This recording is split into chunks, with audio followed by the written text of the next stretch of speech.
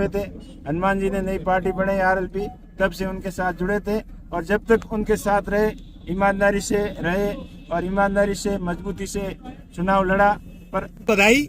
और क्या कहना चाहेंगे, आज आप 10 घंटों में यहाँ पर पहुंचे हो, जोधपुर से लेकर बाड़मेर तक।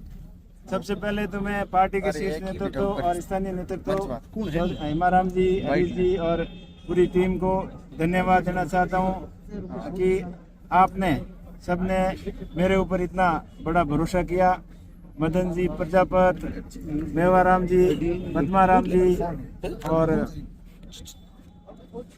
रूपाराम जी, गफूर साहब, पूरी शिवाना की टीम से पूरे बाड़मेर जिले की टीम ने और कार्यकर्ताओं ने मेरे ऊपर भरोसा करके और शीर्ष नेतृत्व में भरोसा करके कांग्रेस पार्टी की जो उम्मीदवार बनाया बाड़मेर जैसलमेर लोकसभा क्षेत्र से, इसके लिए मैं सबका बहुत बहुत धन्यवाद देना चाहता हूं और पूरी बाड़मेर की जनता को धन्यवाद देना चाहता हूं कि आपकी भावनाओं को समझकर पार्टी ने ये निर्णय लिया।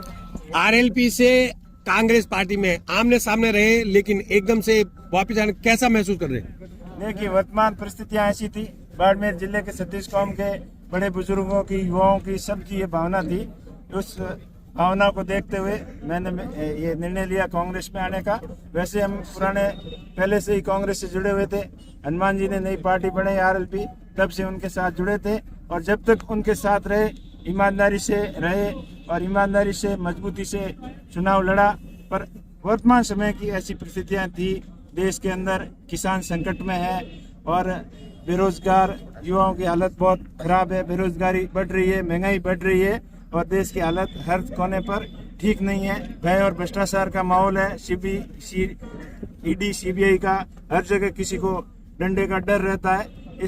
इस माहौल को देखते हुए वर्तमान के समय में विपक्ष को मजबूत करना हम सब की जवाबदारी है, लोकतंत्र को बचाना हम सबका दायित्व बनता है। इन सभी परिस्थितियों को देखते हुए निर्णय लिया और अभी जो आज का दिन था वो बड़ा शानदार था। युवाओं में, बुजुर्गों में, 36 कौम के लोगों में बड़ा जोश था कि इस बार बाड़मेर जैसलमेर लोकसभा क्षेत्र से और पश्चिमी राजस्थान से पूरे राजस्थान के अंदर बदलाव लाना है और विशेष तौर के बाड़मेर जैसलमेर सीट है जो कांग्रेस के खाते में जिता के डालेगी, ये जनता ने तय कर लिया है। आज के जोश देख के ऐसा ही लगा। सर, प्रियंका चौधरी का समर्थन मिल रहा है क्या आपको?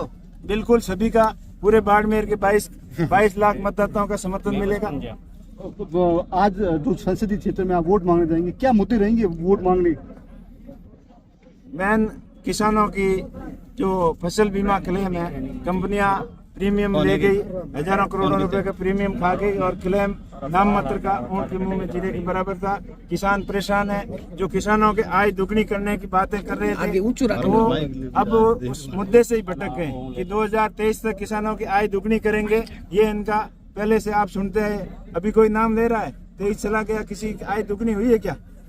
उसके साथ साथ किसानों को बिजली की समस्या है, पानी की समस्या है। पहले यहाँ कई बड़े नेता है, बड़ी रैलियां की थी, तो इंदिरा गांधी नहर और नर्मदा नहर को जोड़ने की भी बातें हुई।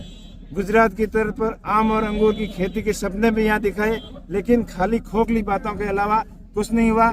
और स्थानीय सांसद महोदय द्वारा पिछले 5 साल के अंदर उनका जो कार्यकाल था वो बाड़मेर जैसलमेर की जनता के लिए संपूर्ण रूप से निराशापूर्ण साबित हुआ, क्योंकि बाड़मेर को कई बड़े प्रोजेक्ट की सौगात मिलने वाली थी, बड़े प्रोजेक्ट आने वाले थे, लेकिन इनकी मजबूत पैरवी नहीं करने की वजह से नहीं तो हमारा एयरपोर्ट बना, नहीं तो जैसलमेर बाड़मेर कंडला रेलवे लाइन की बातें आप सुनते आ रहे थे पिछले 20 साल से, उसके ऊपर एक दिन भी सबसे बड़ी पंचायत लोकसभा के अंदर मांग तक नहीं रखी।